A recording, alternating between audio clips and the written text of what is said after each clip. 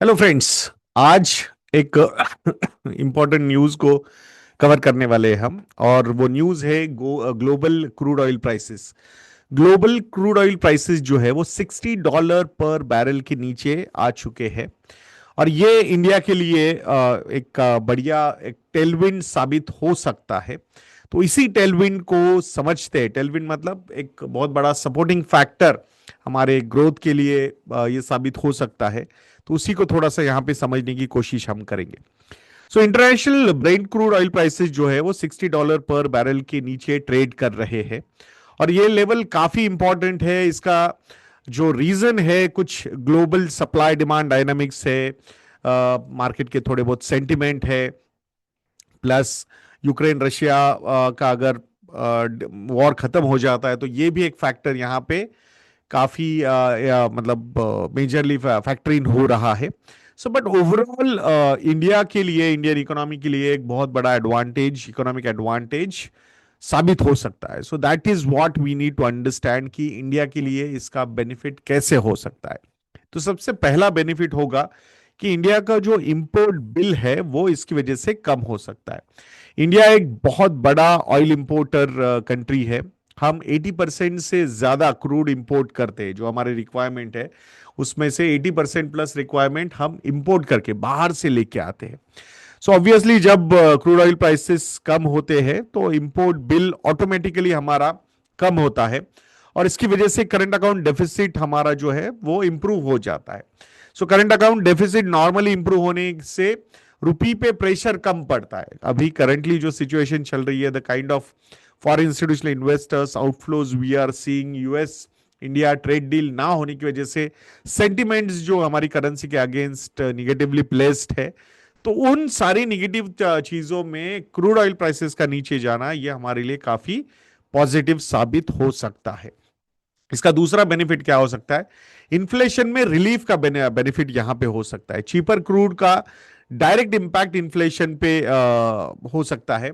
Specifically अभी आप बोलोगे यार क्रूड ऑयल प्राइसेस तो नीचे जा रहे हैं बट हमारे जो पेट्रोल एंड डीजल के प्राइसेस है वो तो यहां पे नीचे नहीं जा रहे हैं। सी, इन्फ्लेशन को अगर हमें समझना है तो इन्फ्लेशन एक बेस इफेक्ट से चलने वाली चीज है। सो लास्ट ईयर के कंपैरिजन में इस साल प्राइसेस कितने बढ़े हैं, that is what inflation is all about. तो अगर प्राइसेस बढ़ते भी नहीं है, वहीं के वहीं रहते हैं, तो वो भी इन्फ्लेशन के लिए काफी ज्यादा पॉजिटिव होता है। बाकी क्रूड ऑयल के फॉल्स के जैसे ही पेट्रोल और डीजल के प्राइसेस कम होने चाहिए। ये जो हमारा थॉट है इसमें बहुत सारा पॉलिटिक्स, बहुत सारा इकोनॉमिक्स बीच में आता है। क्योंकि वहां से जो रेवेन्यू जनरेट होता है वहां से बहुत सारी सब्सिडीज को फुलफिल भी किया जाता है।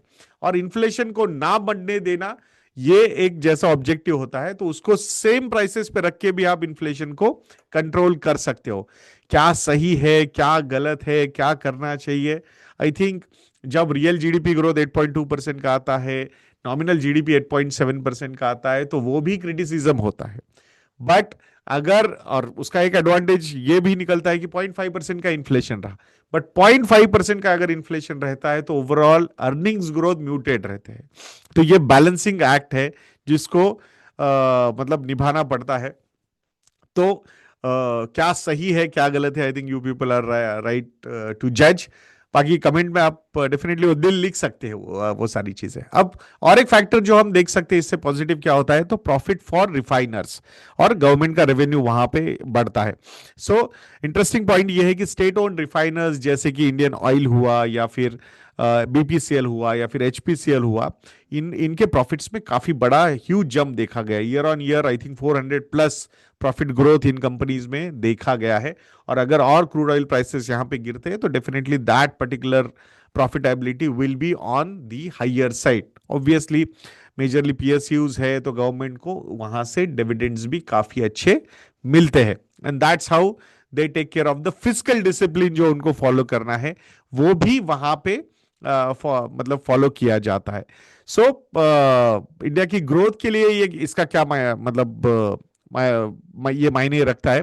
सो चीपर ऑयल अल्टीमेटली एक इकोनॉमिक टेलविंड जैसा काम करता है। इंपोर्ट बिल उसकी वजह से कम हो जाता है, इन्फ्लेशन उसकी वजह से अंडर कंट्रोल रहता है, फिजिकल स्टेबिलिटी लाने में चीपर क्रूड प्राइस जो है वो हेल्प करता है। सो ओवरऑल इंडिया की ग्रोथ स्टोरी को स्टेबल रखने के लिए लोअर क्रूड ऑयल प्राइसेस का होना ये हमारे लिए काफी अच्छा फैक्टर माना जा सकता है। तो but I think ultimately consumers को उसका बेनिफिट मिलेगा क्या, या फिर मिलना चाहिए, और वहां से अगर इन्फ्लेशन से हम डिफ्लेशन में जाते हैं तो ये सही साबित हो सकता है क्या? तो ये सारे फैक्टर्स आपको क्या लगते हैं, ये कमेंट सेक्शन में लिखना बिल्कुल मत भूलिएगा दोस्तों।